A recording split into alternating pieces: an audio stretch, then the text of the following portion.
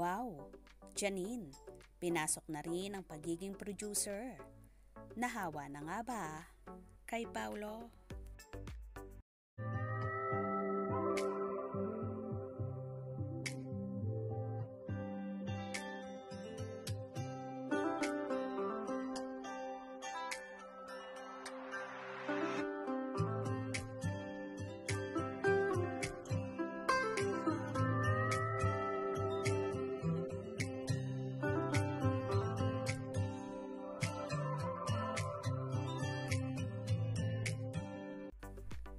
So proud nga si Janine Gutierrez sa kanyang sarili at pinasok na rin niya ang pagpuproduce. Katunayan, siya ang isa sa producer ng documentary ng kanyang mamita Pilita Corrales kung saan magiging director nito ay si Baby Ruth Villarama. So happy naman si Nini na magiging parte siya ng legacy ng kanyang mamita na hindi biro ang ipinamalas na talento at pagbabahagi ng kanyang musika sa mga tao. Hangad ni Janine na mapanatili ang legacy ng kanyang lola at ma-inspire ang mga kabataan at young generations, hindi lang bilang performer kundi ang buhay niya sa loob at labas ng kamera.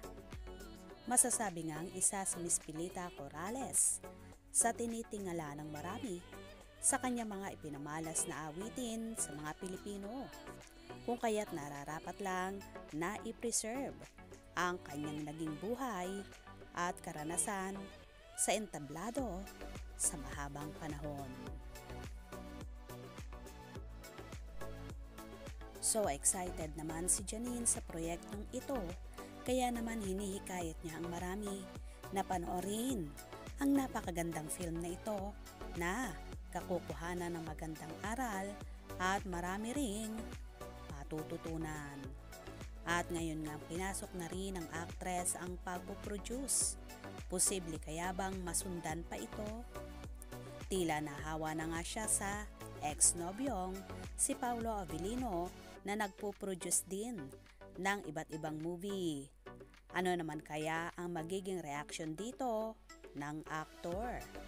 For sure, so happy si Paulo na lalong nadidevelop ni Nini, hindi lang sa larangan ng pag-arte, pag-host, at ngayon nga ay sa pagpuproduce. Congratulations Nini and Miss Pilita in advance sa napakaganda nyong documentary.